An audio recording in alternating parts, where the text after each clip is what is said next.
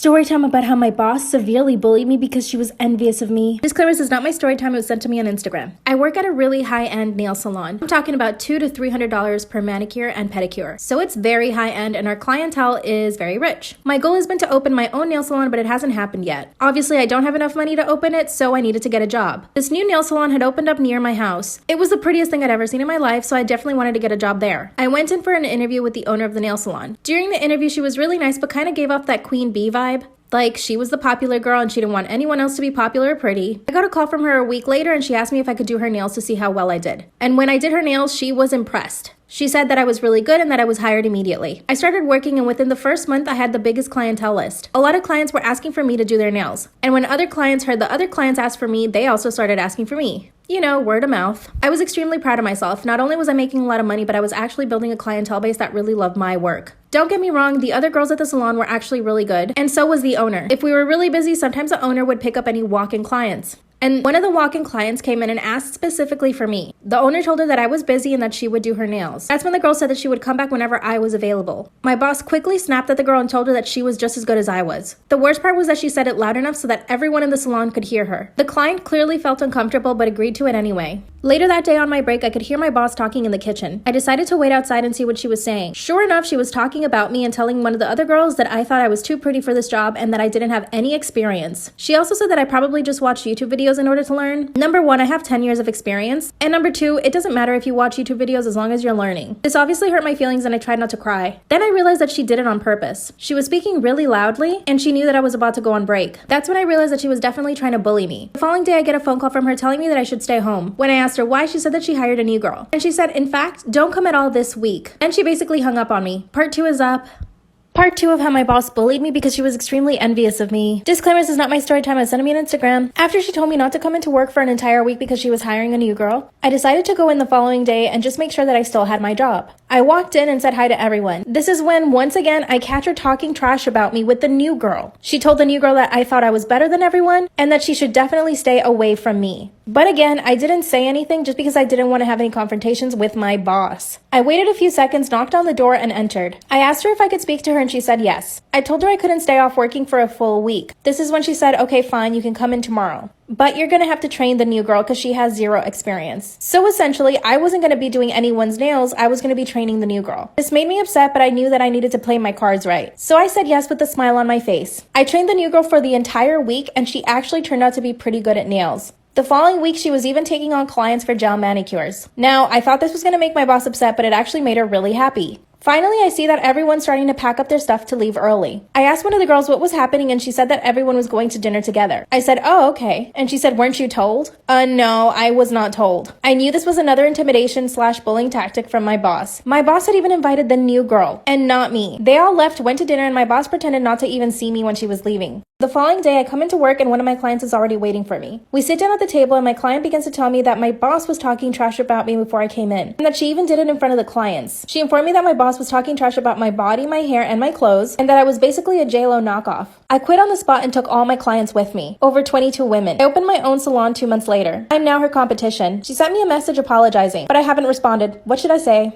Story time about how my mom planned to kill me. Yes, I said my mother. So a little background information, I was 16 years old and I was in 11th grade. Now, it's not like my mom hated me my whole life, because there was a time whenever she was super happy and she did really love me. Well, it all started whenever my dad had left her. She went into this deep depression. She quit her job. She wouldn't get out of bed in the morning. She stopped cooking, stopped cleaning, and she always blamed me because she thought it was my fault that our dad left. When in reality, my dad still texts me all the time asking how I'm doing. All of a sudden, a flip switch, my mom started cooking again, going to work. I never really ate her food because it low-key looked weird. But one day I came home from school and saw her putting rat poison in my food. And I wish I was kidding. But she's fucking crazy. So I said hi, but she didn't answer me. So I tapped her on the shoulder. She turned around and put a knife up to my neck. I ran out the door, called the police. They arrested her, and now I am happily living with my father and my non-crazy A few years ago, I lost control of my car while driving down a super steep, super icy hill, and at the bottom of the hill, there were all these cars piled up that had crashed into each other because they had also lost control. And I thought, I don't want to hit the people, so I'm going to drive into that person's yard and hit their tree. But the one time in my life that I tried to jump a curb on purpose, my car was like, nah. And I bounced off the curb, spun around on the ice, and then slammed back into the curb, facing uphill on the wrong side of the road. I was like, I'm alive! And then I saw a huge truck, you know, the kind with the love handles on the side. He was barreling down the hill, also out of control, straight towards me. And I was like, oh no, I'm dead. I remember specifically thinking, I didn't think I'd go out this way. But the truck had the same thought process I did, and he jumped the curb, slammed into the tree. And ever since that day, I have been scared of driving in the snow. My whole family makes fun of me for it. They were making fun of me for it last winter. We were all having dinner together, except for my youngest brother who was out snowboarding. And he called us from the ski resort place, and he said, I have been injured, and I want Katie to come pick me up. And of course, my mother was like, help is on the way, dear. And he said, no, I want Katie to come pick me up. I said, oh, Mom, he probably just doesn't want to take you away from the family on Christmas. But on the inside, I was like, ha-ha, losers. Who did he pick? Me. Not you, not Hermione, me. Who's the favorite sister? I am. Suck it. I said, I'm coming to get ya. And then I continued eating my dinner because in my defense, the damage was already done and I was eating wings. But my family was like, no, Kate, you have to go now. So I abandoned my wings to the vultures that are my family, hopped in my car, drove 2 miles an hour through a snowstorm to rescue baby brother.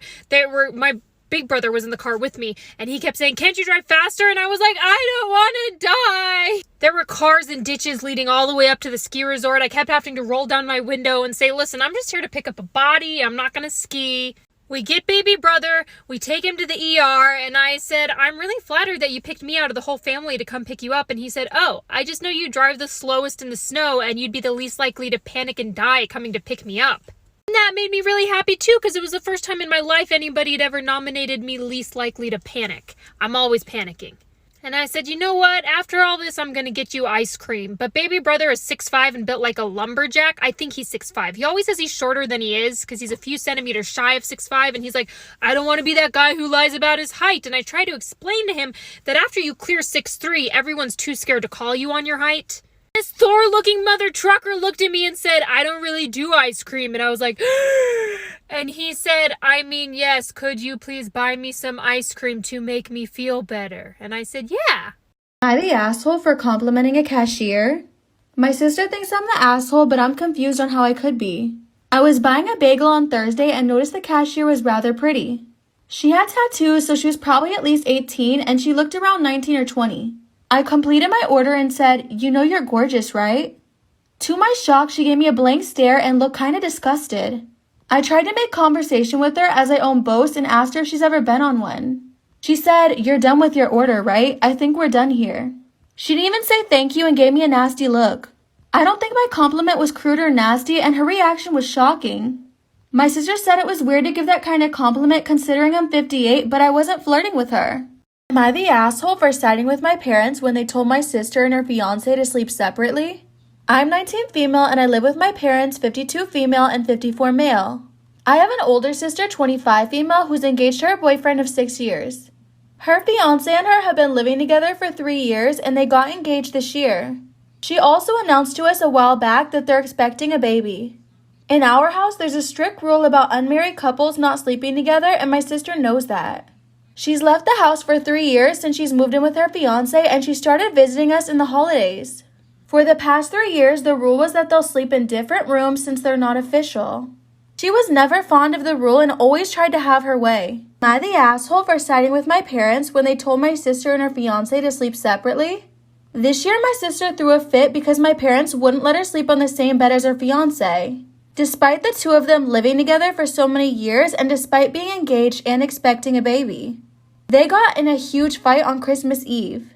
I sided with my parents saying it's their house and it's their rules, and if she doesn't like it, she can never visit again. Also that she has to respect the host and most importantly, the people that raised her. She called me an asshole and said that I'm still too young to understand why my parents are being disrespectful.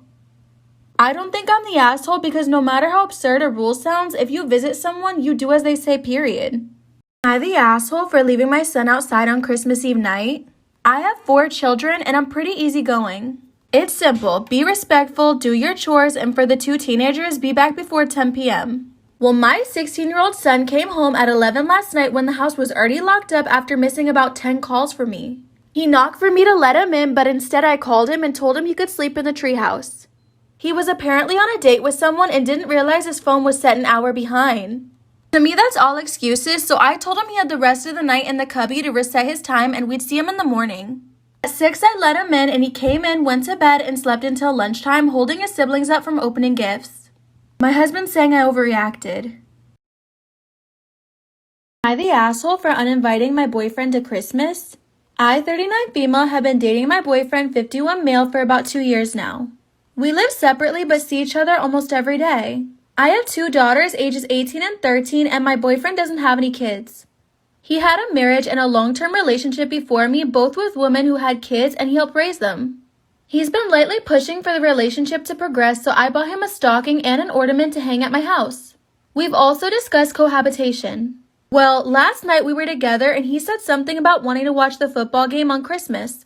Fine, not a problem. Then he added in about how children are to be seen, not heard during this time. Not funny.